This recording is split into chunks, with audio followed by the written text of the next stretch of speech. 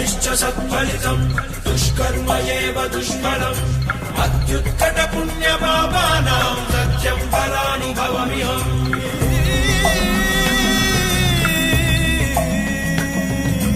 ఈ చోటి కర్మ ఈ చోటే, ఈనాటి కర్మ మరునాడే, అనుభవించి తీరాలంటే ఈ సృష్టి నియమం ఇదే. ఎన్ని కన్నీళ్ళ ఉసురిది వెంటాడుతున్నది నీడల్లే కర్మ.